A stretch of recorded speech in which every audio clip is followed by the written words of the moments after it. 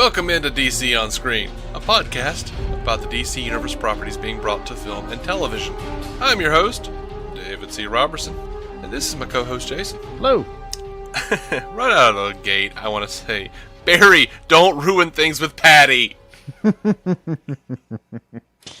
Please. We love her too much. So, Barry's lying to Patty. In case you didn't know, we're talking about 207, Guerrilla Warfare. Mm-hmm. And we're going to get super spoilery on it, so, I don't know. I'm assuming you already knew that, but... It's well-worn territory, I think, by now. Yeah. I swear to God, man, I'm so happy about this show. Like, right now, the thing that I'm not happy about is just Barry lying to Patty. Like, I just don't want her to. Well, and they got over that by the end of the episode. Yeah, but no, he still lied to her. He did, but he did also promise not to do that anymore. But that was a lie, because he was lying to her when he was talking about it. See, this is where it gets a little philosophical, because I'm wondering, like, okay, can we go ahead and bank it that I did lie? Don't have to come clean on that, but I promise not to do it again. Does that count? Meanwhile, were Ross and her actually on a break? No, you don't get to pull in friends on this shit. Why not? Barry just needs to tell her that he's the Flash. Well, It's she'll time figure for it her out to soon. know. I mean, she's a quick one. Clever little girl. So, how'd you feel about Cisco? How'd you feel about Cisco vibing Hawk Girl? Hugely loved it. Really? Yeah, I actually do. Does that mean that she's from the parallel reality, or is he starting to pick up other shit now? That's the question I want answered. It seems like for now we have to assume she's Earth 2 Hawk Girl, and that when she says she wasn't from around here, that she came through maybe around the same time or slightly before. I don't know. Then we still have to worry about whether Earth 2 has a Thanagaria to worry about. We don't know that. All I know is poor Cisco. He's got like 2 episodes with this girl. Oh, boo-hoo. He's still got Golden Glider. I mean, he ain't hurting. No, he ain't hurting. If anything, I kind of feel like he's cheating on Golden Glider. Did you like the thing at the beginning where Barry's at straight face asking him, like, what do you mean breakfast? Joe just pipes in at Cisco, he messing with you, buddy. They like to keep it light around the office, keep a tone. Yeah, that was good. I enjoyed that. But yeah, I swear, that's Joe's superpower is being human. He is a meta as far as I'm concerned. He's more human than all of us. Right. Oh, but yeah, I seriously just wrote down shit like, yay, Grodd. Yay, telepathy. Relatively truncated notes on this one, then. Damn it, Joe. Damn it. Chicken noodle soup. Damn it. Yeah. Yeah, why did you have to specifically mention that? Also, Barry, cover your ass better, buddy. Damn. Right? You specifically lie about chicken soup. You have someone else bring you the chicken soup. You might just stop to mention, hey, I know this is a long shot, but... Yeah. Like, about midway down the page, I actually wrote Gorilla City on Earth 2. Holy shit. You just have yay behind that, too? No. I like it. I like the Gorilla City origin as it is now. Kind of dig it. Yeah. Also, and I just have a simple note, Grodd's still looking good. Yes, Grodd does look good. Grodd, man. And I felt really bad for him in this episode. I felt bad for him. Yeah. Because Caitlin was, like, the only one he trusted, and then he felt like, you are not father.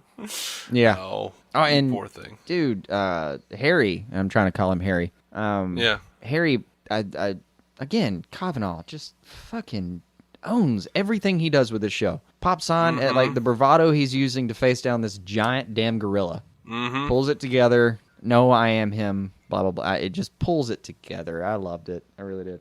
Dude, like, when he's saying the stuff that Cisco told him to say to try to get into character, and he just screws it up. He's like, no, do it more like this and this and this. And he's like, okay, so, and you actually see him, like, try to get into character, and he comes back with it and does it again. And Cisco's just totally weirded out. He's like, yep, that's it. Yeah, you can just see the rat run down Cisco's spine, can't you? Mm-hmm. So good, man. So good. Just, father does not ask, father takes. Right. So good. Grodd's perceptive. That's one smart gorilla. Yeah. I even, and hell, even the little scene where, like, Harry's really about to bounce, Caitlin goes back to ask him one more time to maybe hang out and just help us out for a second. They have the little breakthrough moment with that wonderful looking little map with all the science on it. Even Caitlin just going to grab him was good. They transition right into Cisco being absolutely charming at the movies before he's absolutely a dick. Yep. Again. Yep. Poor guy. How's he supposed to know? Yeah, but you know. I wouldn't put it past Cisco, though, right then, as he has that flash and he's holding her hand to just kind of stop and go, I know it's going to be a weird question, but by any chance, are you like a hawk or like a bird thing also? I mean, I know it's weird, but... He didn't know it was her, though. He said he saw a dude. Yeah, he thinks he saw something entirely different. But Cisco, he knows that his ability is a little bit touch-based. So it wouldn't have been out of character for Cisco to just ask one weird non-sequitur question before he ditched on her. Mm-hmm. I half expected him to, and then he just kind of took off anyway. Well, he was kind of a dick, but when he showed up, again, he was pulling the Say Anything reference. Yeah, now that helps pretty much anything, doesn't it? Yeah. I forgive you, Cisco. You sacked that shit up. He's not even being a real dick. He's being like, it's a dick move to do, but the show is very obvious. Like he feels terrible. He hates it. He hates himself. He's got to go though. Mm-hmm. Yeah. I don't know why, but I just wrote Henry went camping! ! That was kind of my question. Like, what the fuck is that? Right? Yeah. I want to know a lot of things about this show right now, but are you really going to tell me that Henry Allen just went camping? Yeah. Took off to go have a little bit of Walden's Pond? Mm-hmm. No, okay.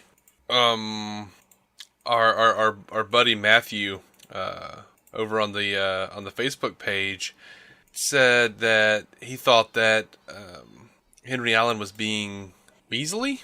Yeah. I didn't disagree. I really didn't. He said John Wesley's ship is definitely Zoom. He was real Weasley tonight. That's Matthew Ryan Cronin. Yeah, I didn't get it. There's something off about it, and I don't know what yet. I didn't feel that way, though. I did. I mean, you responded to something's not right about him. Yeah, there's something about, like, he went camping, he comes back, and he's a dad again suddenly. Like, it's either kind of loose writing, which we're not used to from this show. We're not. Honestly, the worst thing they've done to us is Joe's ex-wife, and it's still probably going to get us to Wally West. They haven't really let us down. It's been relatively tight. Well, previously I would say, yeah, he's been suspicious and he's been real weaselly. This episode, I didn't feel like this. I felt like they were just kind of pulling a Iris storyline. Like, well, we don't know what to do. So that's the thing is, like, Harry Ex Machina is a little... They've done better than that so far. They've done a tighter job with their story arcs than pulling in Dad from a camping trip that he was suddenly on. That part. It's something's not right. I don't know what it is yet. It's either that it's not living up to the standards I'm expecting out of the show as far as the tightness, or they're planning something still and it's supposed to be a little off. Yeah, they might be planning something, and I hope they are. And I've previously said I thought they were. This isn't necessarily proof of it, though. Like, I kind of feel like, based on this episode alone, they could just be doing a shitty job of incorporating him.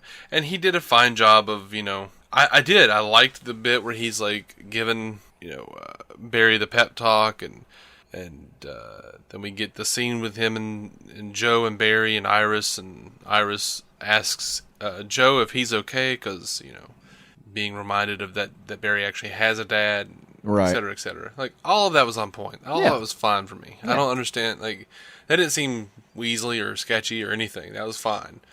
All of how he interacted once he got there was okay. It's just that they pull him away on kind of it was a relatively flimsy pretext. They took him out of the show. And then on a relatively flimsy one, they pull him back. Like, no one else thinks to call his dad. Agreed. Iris is the one who happens to think, wait a second. It's not the standard I'm expecting out of the Flash writers right now, which means I'm giving them such credit that right now I'm thinking that those are flimsy on purpose.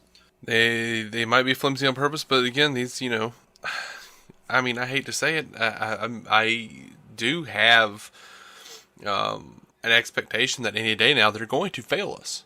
It's possible. Like, they've been on too far of a streak. We're talking 7 episodes of just amazing, and that's not even counting the last season. Yeah, I know. I mean, the bubble must burst at some point, right? But I don't know. Maybe I'm being optimistic and stupidly so, but I'm just going to go out on a limb and say I'm going to go out on a limb and say they're going to take care of me and place my bet. All right. Now, I mean, we've been insanely optimistic about the Flash, though. But they haven't been perfect or anything. We've been complaining about Iris's mother for a while now, or Iris's lack of agency for a while now.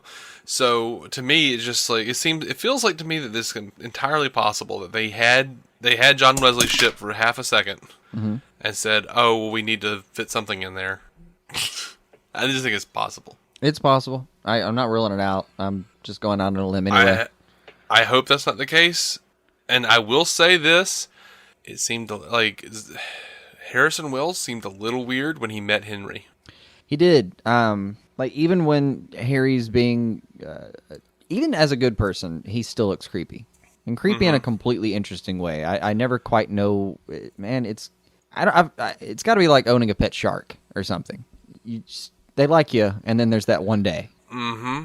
Were you not... now, tell me this. The whole climax of the episode, Caitlin walks out there. She's trying to get Grodd in the little target spot they need him. How much sense would it have made if she got sucked over to and came back Killer Frost? That would have made a lot of sense. I thought that's where they were going. I thought that's where they were for a second. But I got really excited about it, too. I'm watching alone in a room, and kind of, oh, please, had that moment. Oh, well. Yeah, and I also kind of thought, because I know that they've said that Barry's going to go to Earth 2 sometime this season. Right.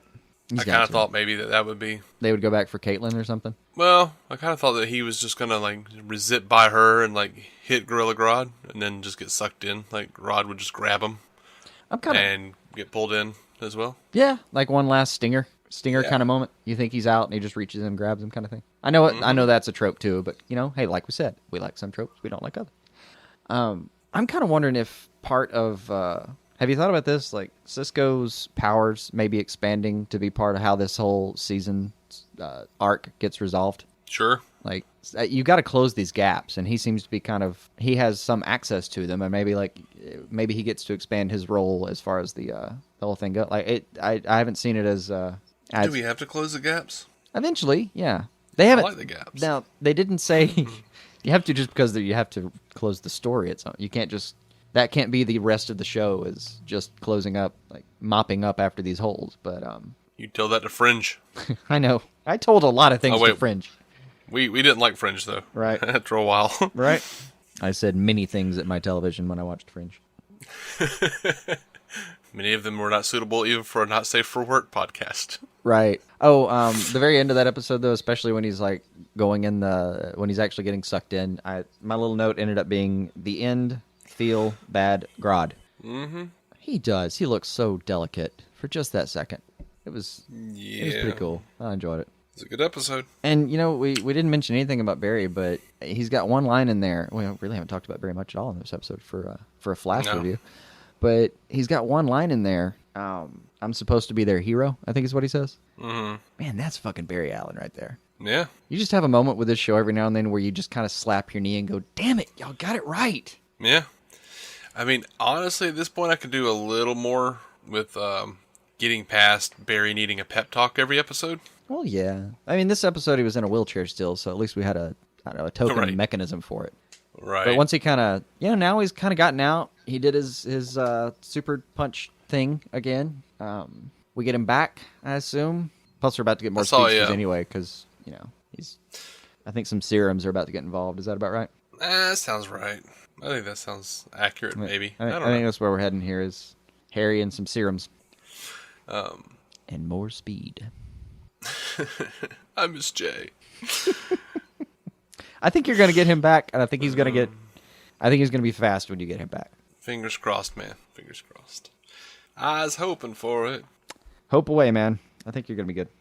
All right, well, I have nothing else on this episode. I thought it was a fantastic episode. We always do. Let's do this. I mean, part of the reason we don't sometimes talk much about the actual Barry Allen characters because they've done such a damn good job with the rest of the cast. Yeah, I mean... This is an ensemble show.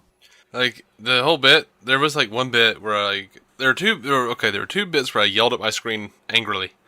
And then wrote it all down in caps. One was, Barry, don't ruin things with Patty. Uh-huh. The other one was, Iris, just tell Joe about Wally, damn it. Right. Joe's over here talking about, well, if not for Barry, I wouldn't have had a son. makes me wonder what would happen if I'd had a son. Like, oh, just tell him. Yeah. Oh, you terrible person. She's still hoping she can avoid that fight, but... What fight? Just tell him. Like, hey, Dad, so remember how you didn't tell me that Mom was alive for, 30 years? Well, you have a son. Yeah. And he's going to be the Flash, too. Good news, bad news, Joe. Good news, you have a son. Bad news, it's only going to make your life even stranger. Yep. Which, I know you were longing for the old days of just beating down criminals in a back alley these days, but, Joe seems like the type who would never beat down a criminal in a back alley. Like, a couple of times, at the beginning of the show, they seemed like they had, a couple of criminals who were, had it out for Joe. They're like, yeah, he's a cop that arrested me. But then they kind of quickly dropped that because I think they realized no criminal would ever actually be angry with Joe for taking them down. Nah, it'd be impossible. He'd arrest you and just look at you disappointed and be like, I'm sorry, you're right. How long do I need to go to jail? Yeah. How long? Right, that's what I was about to say. It would be it's like an Andy Griffith situation. Right. Just the guy does something wrong. He's like, you'll never catch me, copper. Joe catches him, throws the handcuffs on, just looks at him. I'm so sorry. I'm sorry, Paul. I'm sorry, Paul. I'm so sorry. What do we do? Well, I'm going to take you over here to the diner. We're going to get a piece of pie. Right. Then I'm taking you in. We're going to have a conversation. Yes, sir. Can I have apple? They only have rhubarb. Takes him into the prison. John Wesley Shipp gives him the talk. The prisoners, reforming other prisoners, Well, there's always that test, the first night you're in prison. It's a TV trope at least, but the first night you're in prison, do you cry yourself to sleep that night? But in Central City's prison, what it is they'll hear somebody crying in the distance, oh yeah, he must have been arrested by Joe. That dude feels so bad right now. Poor guy. I'm going to give him my dessert tomorrow. He deserves it. They send Henry Allen in. Pats him on the back. Sits down. I heard you got arrested by Joe. Hey, slugger. Yeah.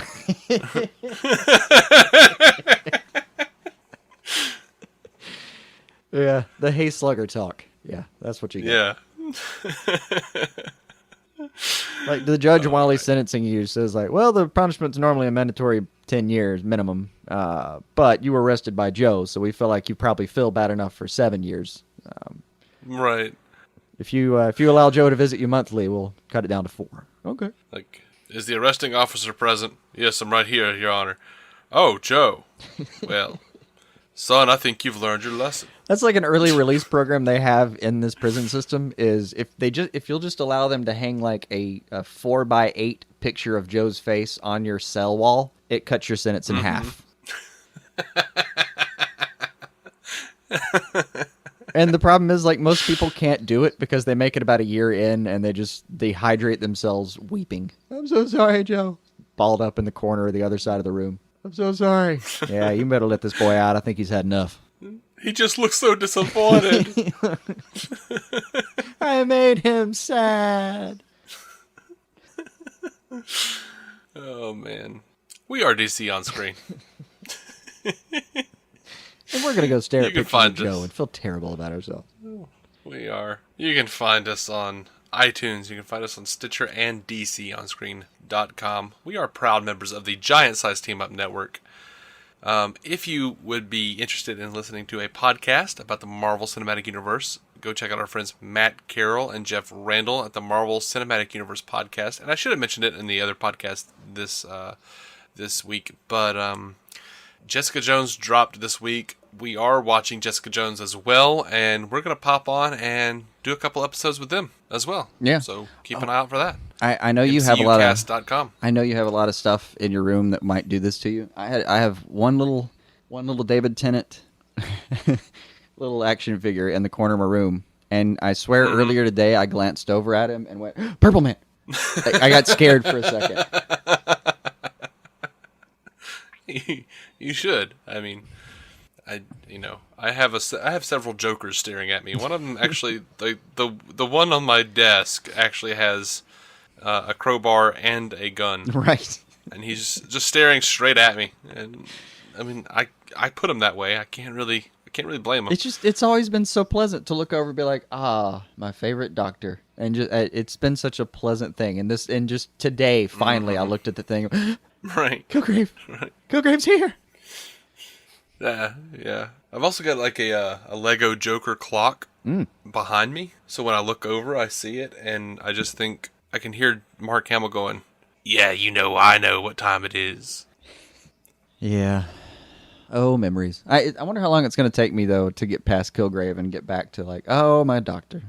The job he's doing right now, I don't know that will ever happen, to be honest. Yeah. He is... I think you'll need a buffer.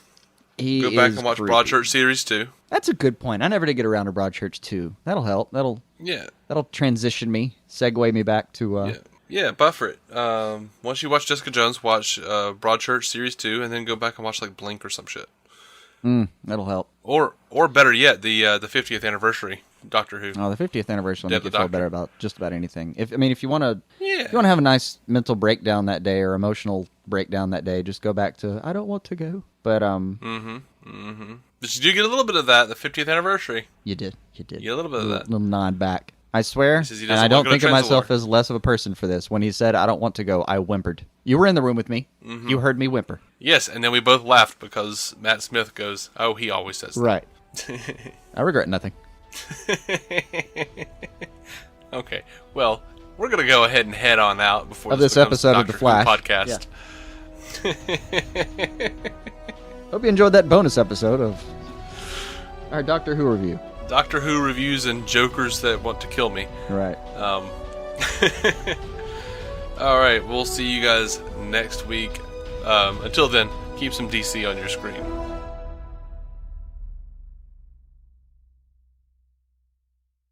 Judy was boring. Hello. Then Judy discovered ChumbaCasino.com. It's my little escape. Now Judy's the life of the party. Oh, baby, mama's bringing home the bacon. Whoa, take it easy, Judy. The Chumba life is for everybody. So go to ChumbaCasino.com and play over 100 casino-style games. Join today and play for free for your chance to redeem some serious prizes. ChumbaCasino.com. No purchase necessary. Void where prohibited by law. 18 plus terms and conditions apply. See website for details. Are you struggling to lose weight and keep it off? Tired of wasting time and money on starvation diets that lead to more frustration and stress? If there was a weight loss solution that could actually work for you, would you try it? Then head to Golo.com. I'm Steve. I lost 138 pounds in 9 months on Golo. I'm Amber. I've lost 128 pounds with Golo. If you're ready to take back control of your life, head to Golo.com now and see how Golo can work for you. That's Golo.com. My sleep is way better. My inflammation has gone way down. Golo saved my life. I was way overweight. That's what sent me down the path. I wanted to make sure and live for my kid. I have literally tried everything. I was on the verge of getting gastric bypass surgery, and I saw the Golo commercial, and it was the last thing I tried because it worked. Join over 2 million people who found a better way to lose weight with Golo. Your healthier and happier life begins at Golo.com. That's Golo.com. Again, Golo.com.